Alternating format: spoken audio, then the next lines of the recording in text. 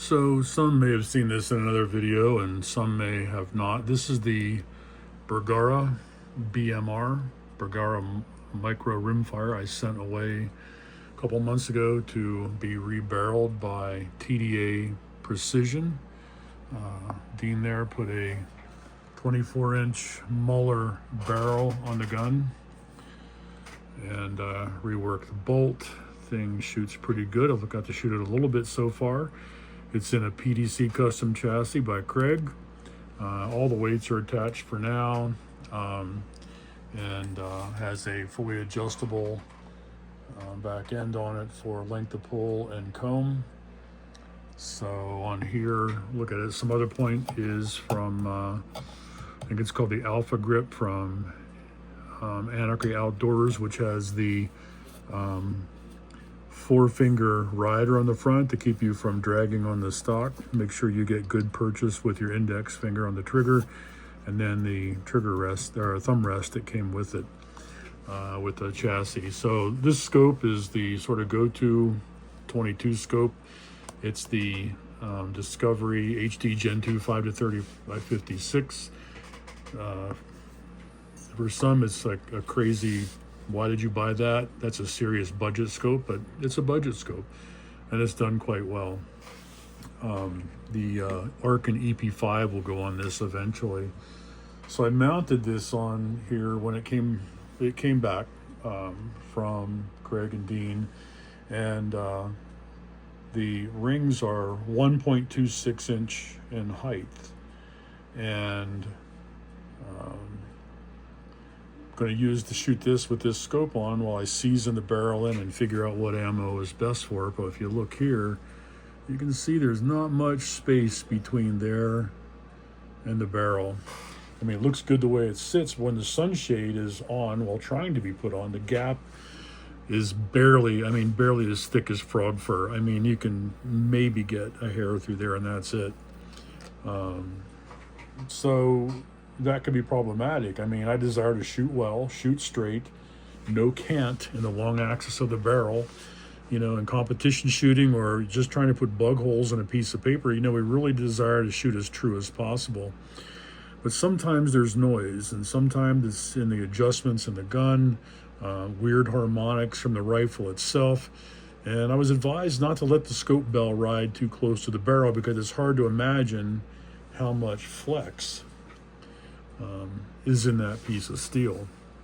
So I've got to change the rings on this and get a little bit more clearance. You know, I'm really happy the rifle's back. It preliminarily is shooting very well. It's liking mostly Ely team. Honestly, is the best one so far, but I've only put a little bit of a couple different things through it. Eventually going to need to get a different rail for this, Picatinny rail, simply because if I'm going to put anything on out here to be able to see cant, to look at cant, whether it's an SG Pulse or something of that nature, I need more on the Picatinny rail to be able to mount that. And I know my hands are in the way, but not much else I can do about this at the time. I'll loosen that up. We're going to need to take the scope out of here. So we're just going to take everything apart.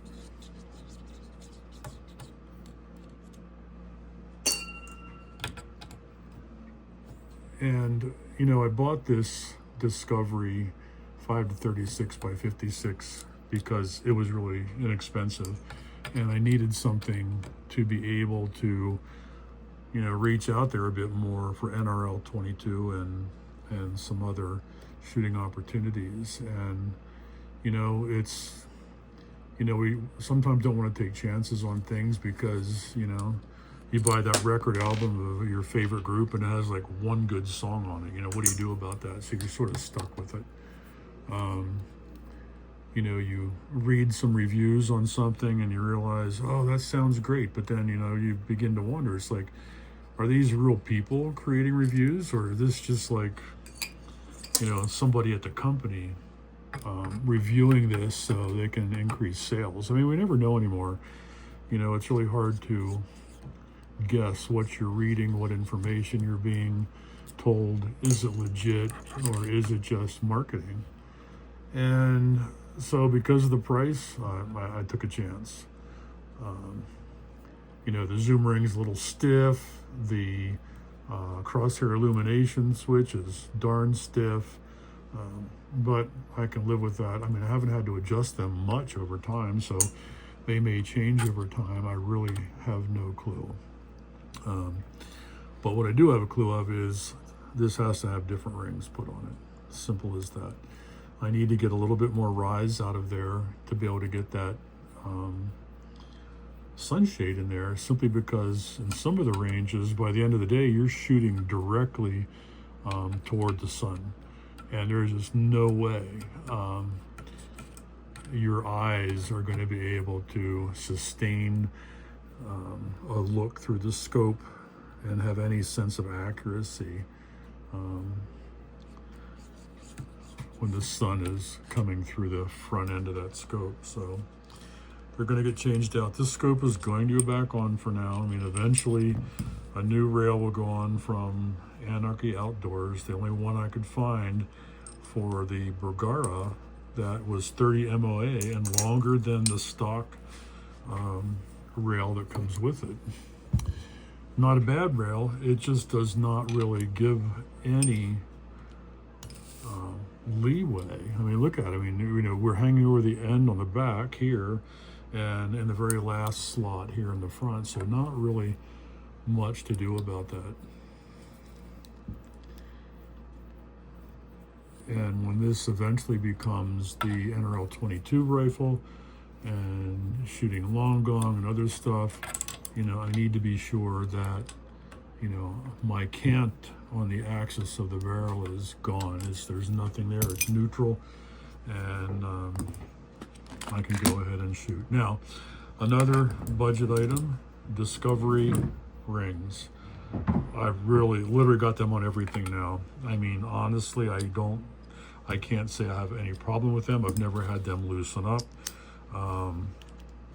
They appear to be mechanically lapped in their construction, and I think that's a good deal. I mean, I remember as a kid, people would buy lapping kits and sit in their kitchen and lap their scopes for, you know, a couple hours, a little bit at a time, I think using JB polish, etc. And, you know, I don't know if it ever increased their accuracy, but it sure looked nice when they were done. So these appear to be lapped. There's an actual video on YouTube showing their manufacturing process. It's sort of like, dang, that's some pretty serious machinery there that they use to work on that with.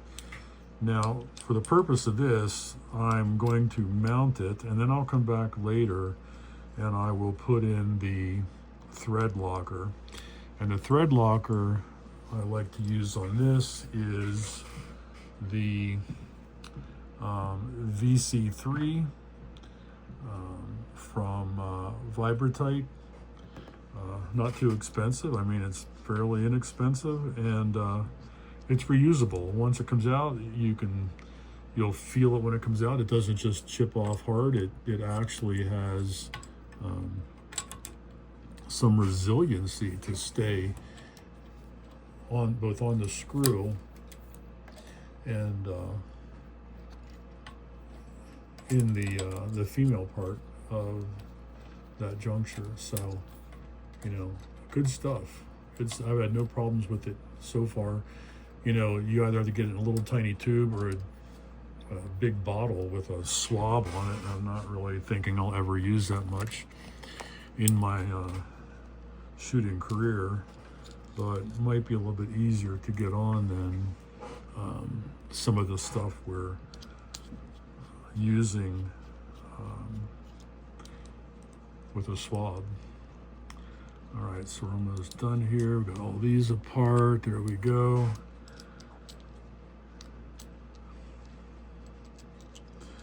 If anybody else has had good luck with the discovery rings, just put something in the comments. It would be good to hear. Is this a fluke experience I have, or, are these really decent rings?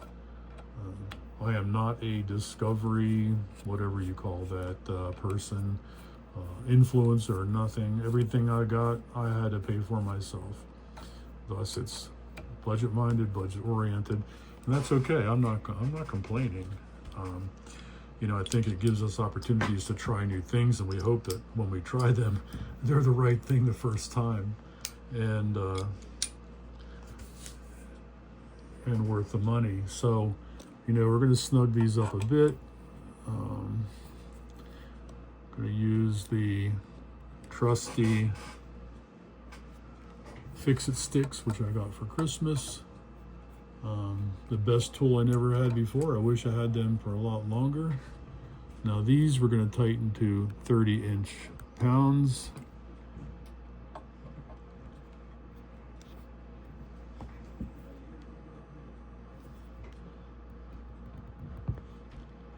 Come back in and put the VC3 locking goo in them later. Okay, so we're good to go. We're set up on there. Nice and snug.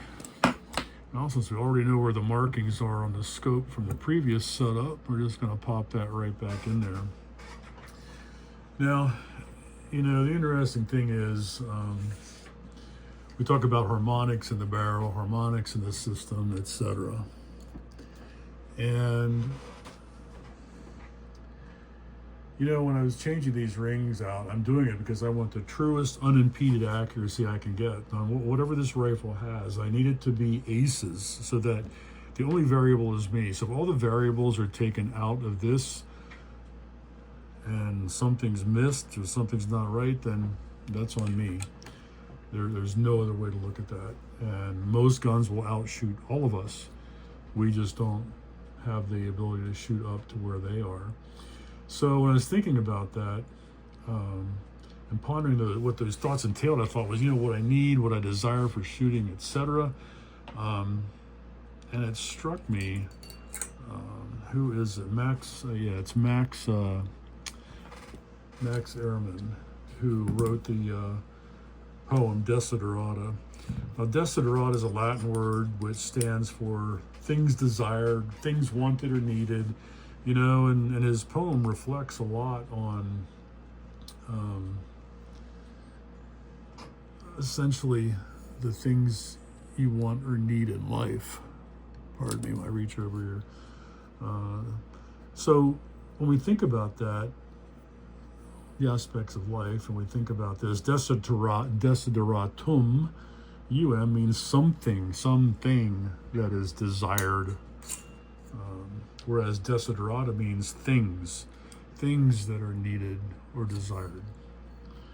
And essentially, that could be either a thing, desideratum, the perfect shot, or it could be desiderata, multiple shots, which is what we typically really are looking for in that. Rather it's banging steel at 43 to 100 yards, or it's punching bug holes in a piece of paper.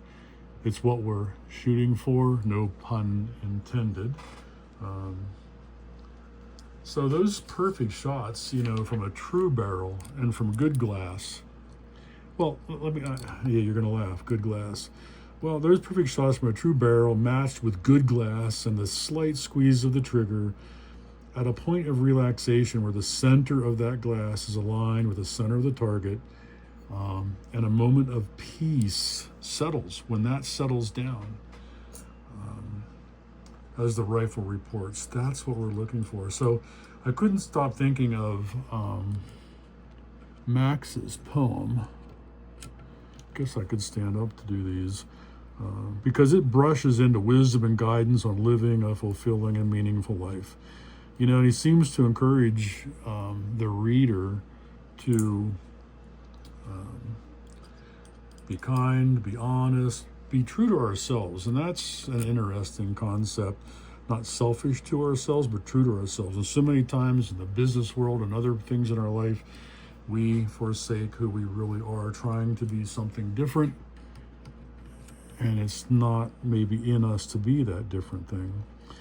But he also goes on to really look at this to appreciate the beauty of the world around us, to strive for contentment, inner peace, whatever that looks like. And it might be different from everyone else. For me, it's working on guns and it's shooting.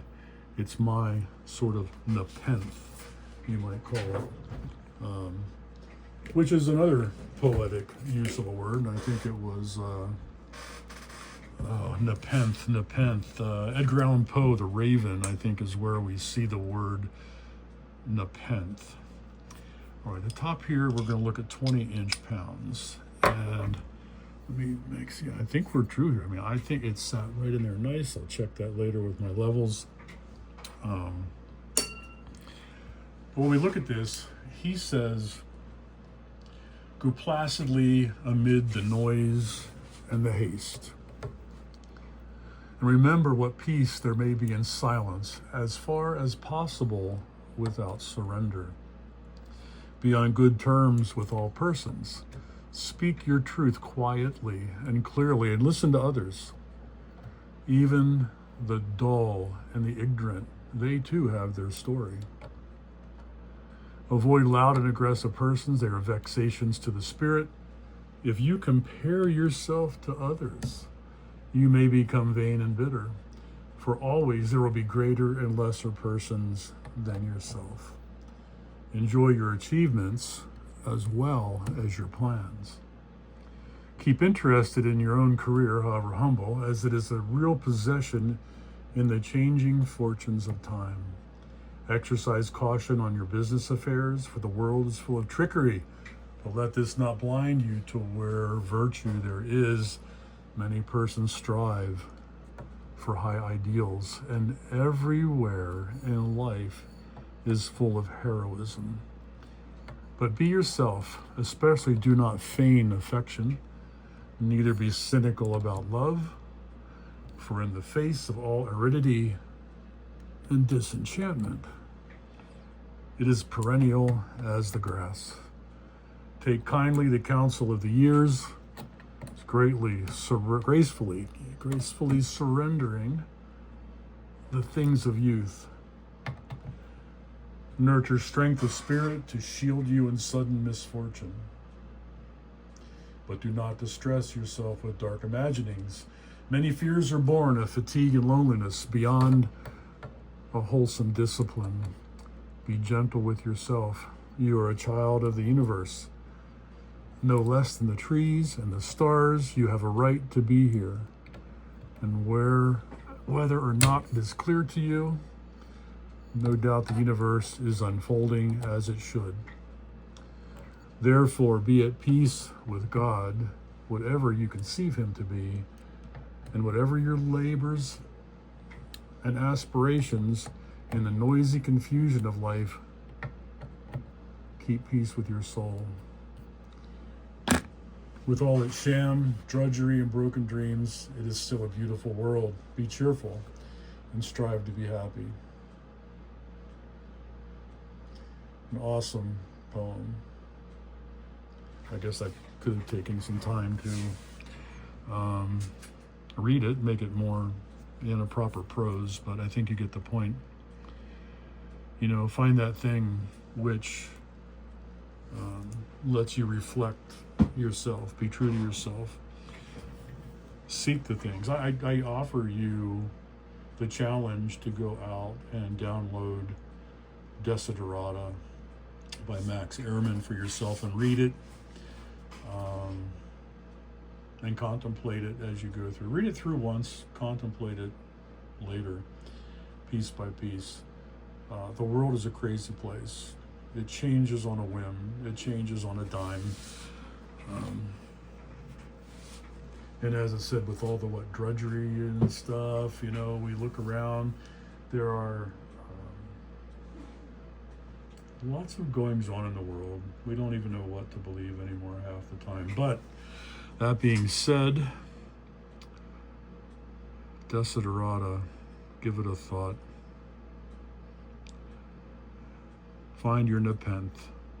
If it has anything to do with shooting and reworking your target guns, your hunting rifles, etc., find it, try to make it better. When you desire a good shot, you might have to change things. As we can see, that is different now. The gap in there will allow me to put the sunshade on, and thinking out true to that, it should be enough to not get too close to the barrel when that is turned on to the scope. So the spring is coming, summer's coming, get out and shoot. Days it rains or evenings when you have quiet time, clean a gun, listen to some good literary work, maybe Teddy Roosevelt's The Man in the Arena. Listen to the whole thing, not just The Man in the Arena. It's a really poignant statement of life.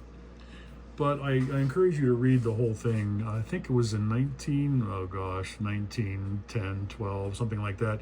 It was a speech he gave at the Sorbonne in France, and the entire speech is called Citizenship in a Republic. It's a speech, but you would think it was written for some greater purpose than talking to a group of people. But read it, and it will really make it more relevant when you get to the point where he discusses the man in the arena. There's another video out where I had a bunch of flyers shooting at the range, and it's called If the Flyer. Rudyard Kipling's poem If has a lot of relevance to you as an individual and people as in today society. Give it a go. Rudyard Kipling, If, Max Ehrmann, Desiderata, Teddy Roosevelt, Citizenship in a Republic, to get to the point where he talks about the man in the arena. There's another one I'm chewing on and pondering on, and I'll bring that up some other point. Enjoy your shooting, enjoy the range, enjoy the summer, and also enjoy becoming, that poet warrior. It's not all about the hunting and the shooting and the perfection of the guns, but also the reading, the writing, the contemplation. It helps bring your mind and your heart into focus through that glass to seek that truest shot you can possibly get. So, leave some comments on your thoughts on anything shooting. Have a good evening. Invest in yourself so you can invest in others. And sometimes it starts with cleaning a rifle, fixing a rifle, and listening to some good literary works. Have a great night.